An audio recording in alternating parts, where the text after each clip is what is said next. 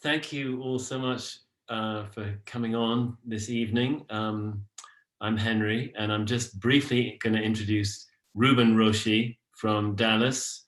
Ruben has been an absolutely key teacher for me, and I really am overwhelmed actually with the honor of introducing him here tonight to share his wisdom with us all.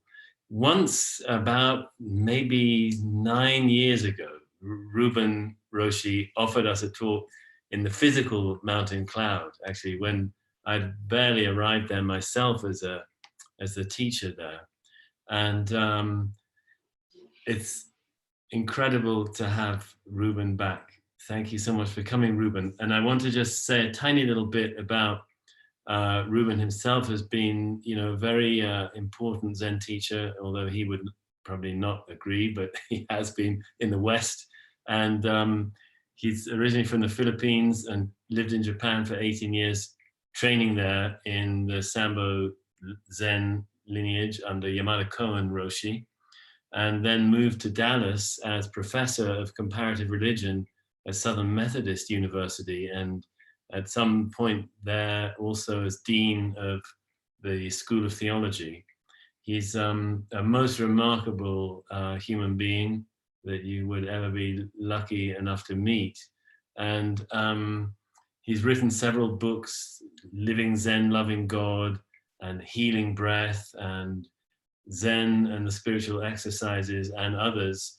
Very, very clear, deep, beautiful work for addressing our essential nature.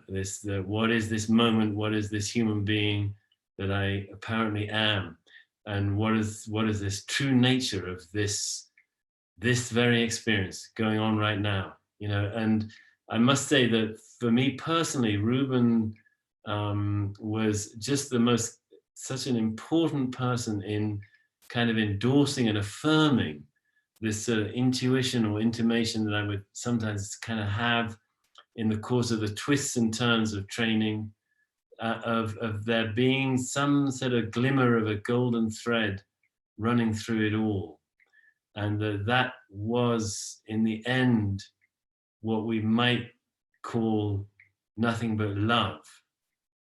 And Ruben Roshi has this capacity for affirming that intimation in all of us. A heart truly as wide as the world is very deeply familiar to him. So I want to just thank you again, Ruben Roshi, so much for coming. And please, can we now spotlight Ruben Roshi, please. Thank you. Thank you so much, Henry, for that very undeserved, profuse introduction. I thought perhaps you were talking about somebody else. But for tonight, I'm really so joyful and honored and humbled to be invited to offer some Zen pointers to the Mountain Cloud Zen community. And I really rejoice in the community's thriving to be what it is, a beacon of light for all that will show us the way to a world that we are all seeking.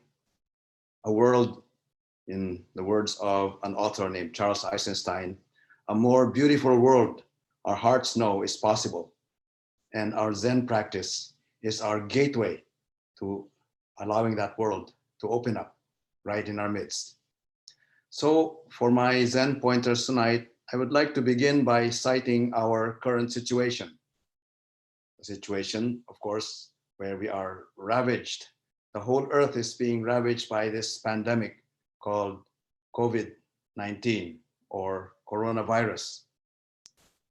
In an earlier talk, I had noted that this time of pandemic is making us all uneasy because of the uncertainty and because of the isolation that is causing the physical and social distancing.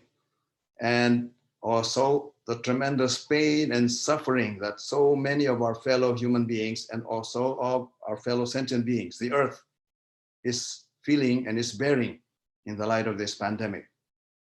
And I have offered some guidelines from our Zen practice to that effect. But today I would like to focus on three other elements that come with this situation of the pandemic, but which also applies to our human condition as a whole. A situation of anxiety, of stress, and of near despair, or for some of us who are in the kind of work or role of helping others, a temptation to burnout, or perhaps already a burnout. The situation is overwhelming for so many of us. And perhaps we are the more privileged ones who are able to take time and sit in silence like this in a community and be able to tune into the internet to connect with a community of like-minded, like-hearted individuals who are also seeking a way through this. And I'm so glad to be part of this community. So what can our Zen practice offer to us that may enable us to address our anxiety, growing anxiety? And we all have that in different degrees, depending on our own life situation, our own social condition. We all are feeling some kind of stress, again, some more than others. And more of us are being driven to despair, especially those who have lost their jobs. Millions and millions, even in this country, the United States. The announcement was that there are now 30 million who have lost their jobs over the last few weeks and have no prospect in sight. And what more, throughout the world, this overwhelming pain and suffering is something that we are all absorbing as we look at the media, as we open our eyes to what's going on in the world. So how do we deal with this? And so we turn to our Zen practice to give us a clue, to give us a way of living through this in a way that can enable us to find our peace, our joy, and a sense of dignity at our being human in the midst of all this. What can our Zen practice offer?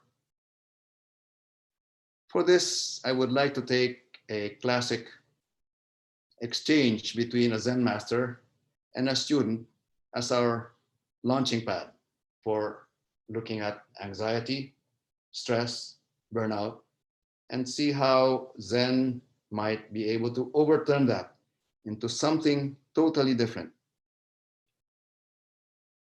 There was once a young man in China. He was about maybe in his early 30s, who had studied the different traditions of Taoism, Confucianism, and Buddhism, this new religion that had come from India and had now been established in many temples around. And he was an avid seeker. He was a spiritual seeker, and so he wanted to know what it was all about, what human life is all about. So he went through these different teachings, and yet he could find no satisfaction in what he was hearing and what he was reading. So he heard about a hermit who had come from South India, who was settled or who was in a cave near his place. And so he went through the snow, it was winter time then, to seek counsel of this man who had been rumored to be a sage, a saint.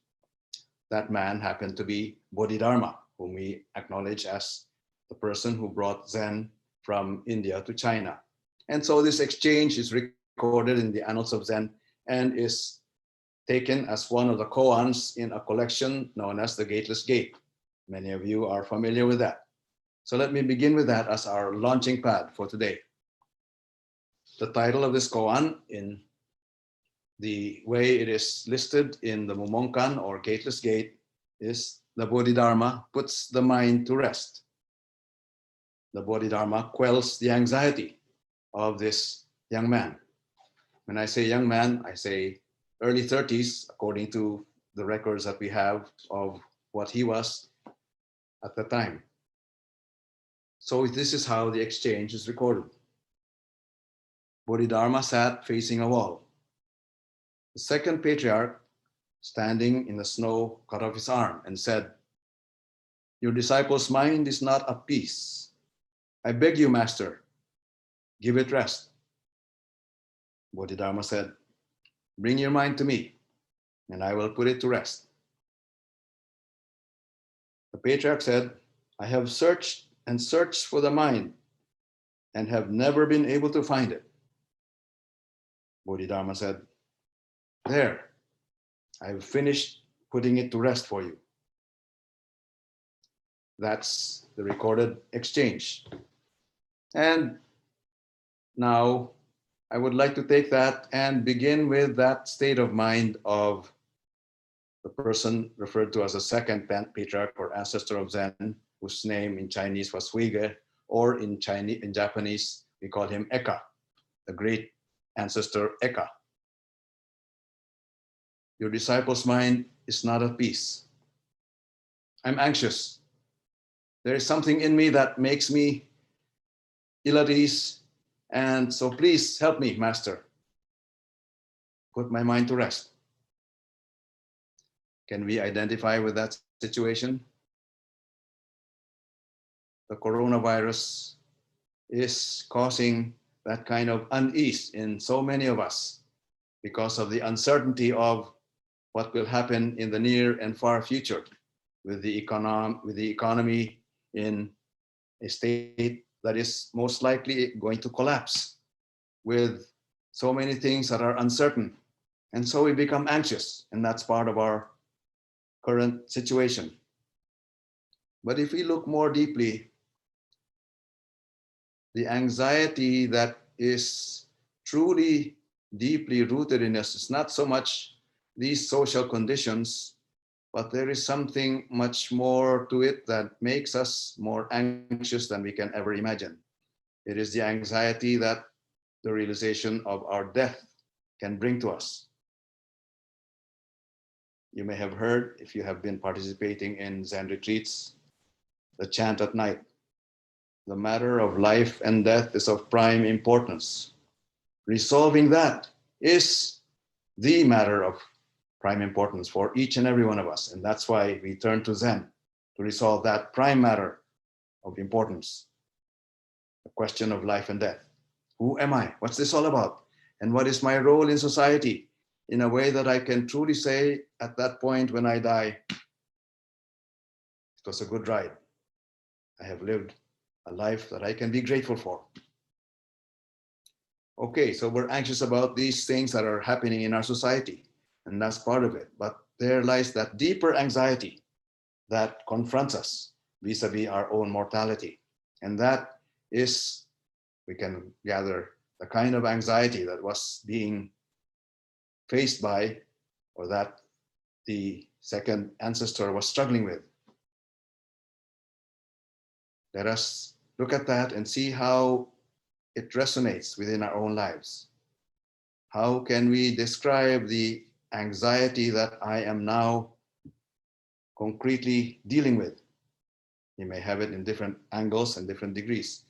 But if we look at that, that anxiety is rooted in a way of thinking whereby I think I am this personal being born in a certain time and going through life day by day, month by month, year by year, through linear time, facing a future that is now getting more and more uncertain.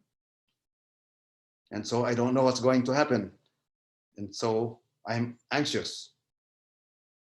Now, that itself gives us a hint that it is this temporality, the fact that we are incomplete. We are moving through time from past through a fleeting present to an unknown future. That makes us unsettled. We don't have the roots, we don't have the grounding to really say, this is who I am, because our who I am is always defined by that little self that connects itself with this personal identity, with my bank account, with my belongings, with my social status, and so on. And as long as we base our life on those things that can be taken away from us, then of course, it is a very, very insecure foundation. And so we have reason to be anxious. Unless we have found that grounding, that mooring that can make us really see through all of these and see these things as truly delusionary, then we will continue to be anxious. And with that anxiety comes stress.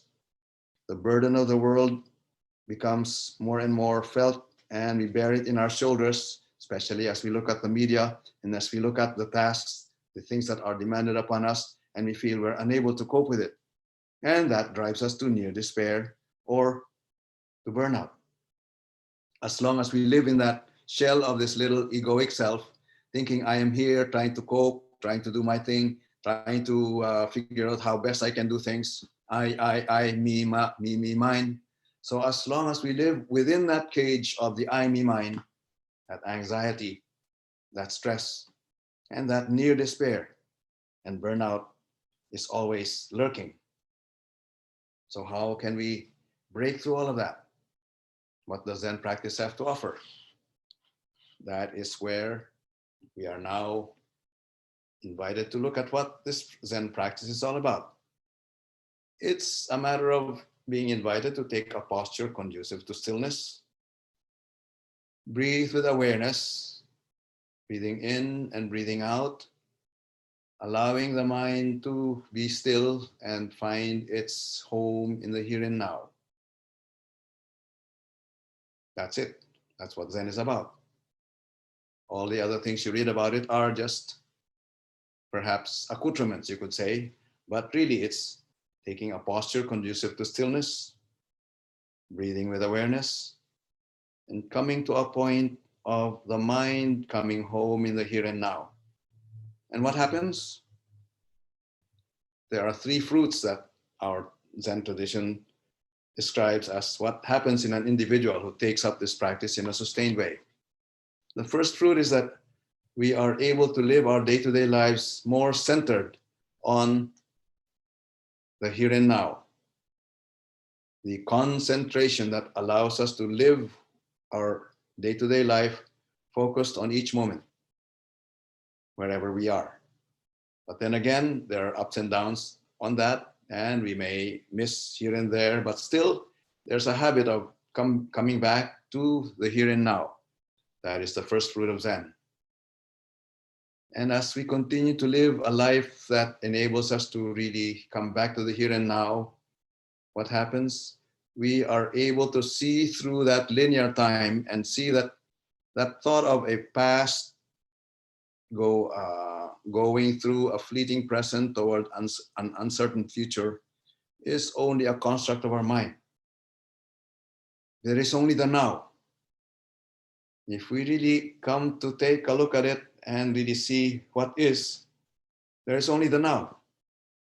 And so as we fully realize that there's only the now, what do we have to worry about regarding the future? It's not yet there. So allow the future to unfold and live the now to the full. And what else happens? As we sit here, breathing in and breathing out, that here becomes this place, just this, that embraces the whole universe. It is no longer a this as opposed to there or that other place, but this here, now, envelops all time, embraces all space. And so the here and now is inclusive of everything. That is something that we can experience as we continue to deepen in this practice of stillness in Zen. And when there are certain moments that open us to that, that's what we call an aha moment, when we realize. And that, my friends, is truly the opening of our true self. That true self that is beyond this little egoic self, that true self that is boundless, that is beyond time and space, beyond life and death. And it is always available in every here and now. if we only let our heart be open to it.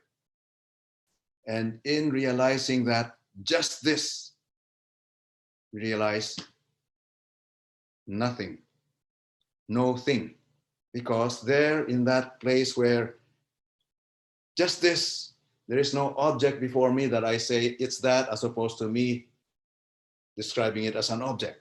All of that has collapsed, and it's just this. The whole universe collapses into just this. No more time, no more space, just this, every moment. And we are filled with joy and peace when we really allow that to open up in our lives. In the Buddhist tradition, that is described as empty, because there is no thing there. There is no thing before me as an object, and there is no separate subject watching or looking at an object. So both are empty. Both the subject and object are empty. That's the no thing of Buddhism, the emptiness. In the Christian tradition, it is described in a different kind of way. It is described as the fullness, the pleroma, where all time has now been fulfilled and all space is now together in this circle of all beings enveloped in love. The divine love, that infinite loving embrace that embraces all of us in an unconditional way, right here, right now. I won't go into the theological backgrounds of that, but I'm just using some words to point out a reality that we're invited to experience as we sit here in stillness, breathing in and breathing out.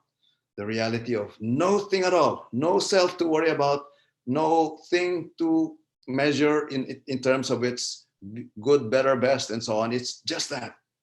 And that empty, boundless reality is also described as the fullness of everything, suffused in love. That's the second fruit of Zen, the realization of our true nature. And the third fruit is the way of embodying that in our day-to-day life.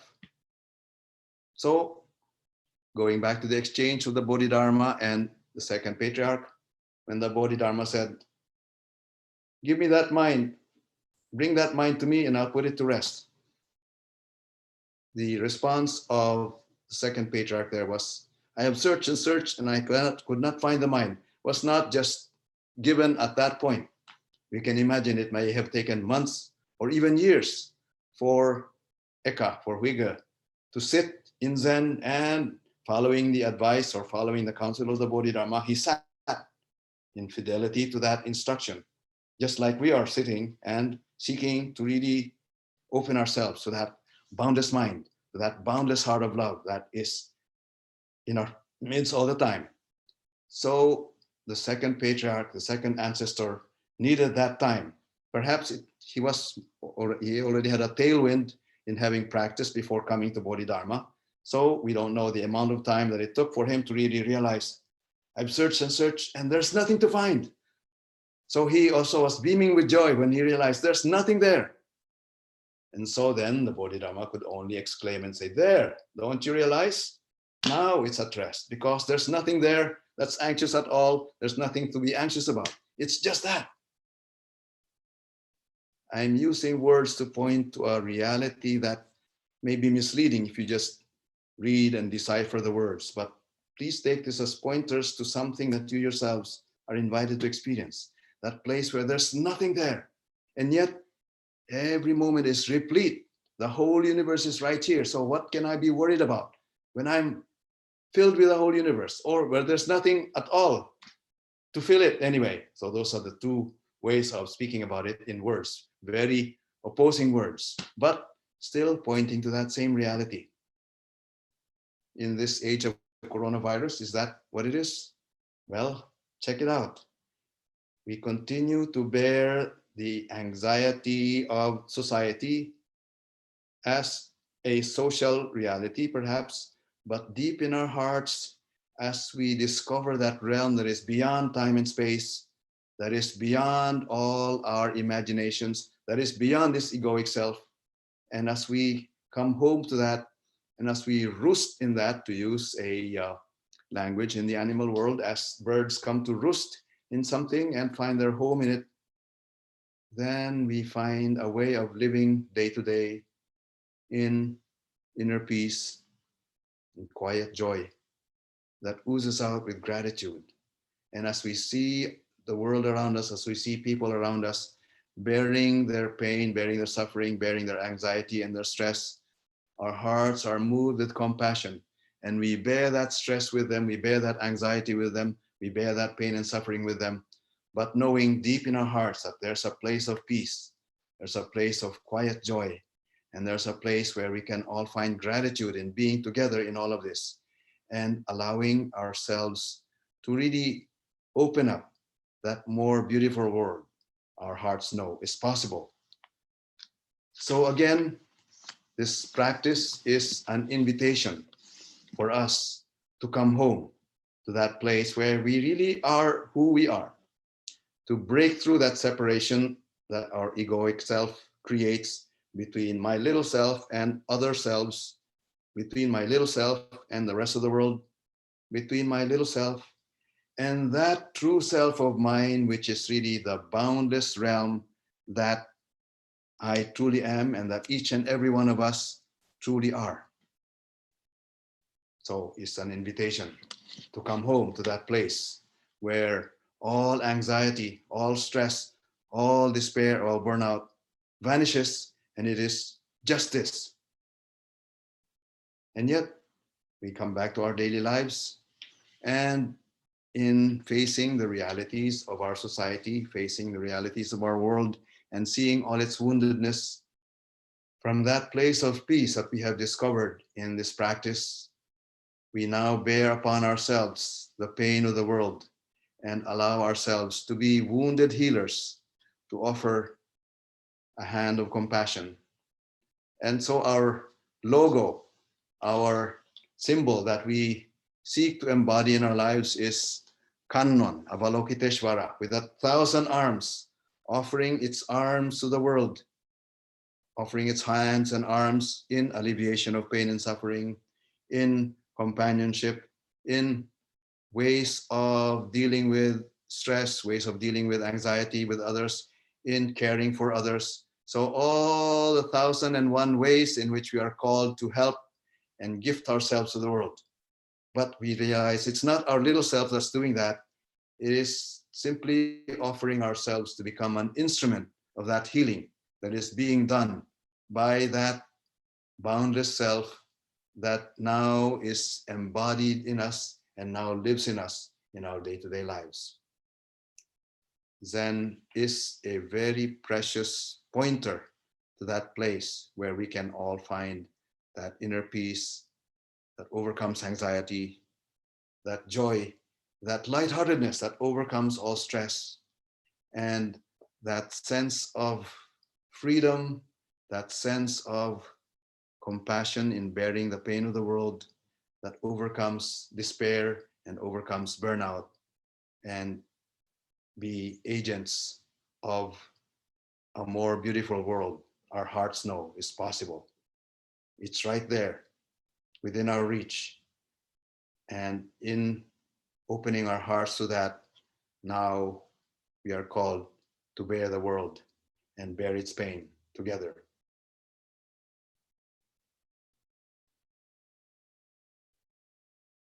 Thank you.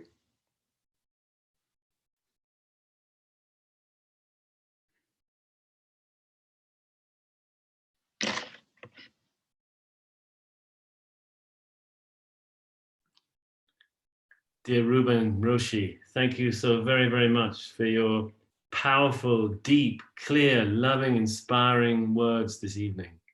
We are all very, very fortunate to have been able to be with you in this way. Thank you, thank you, thank you. Thank you. It is my great honor and pleasure and fortune to be with you.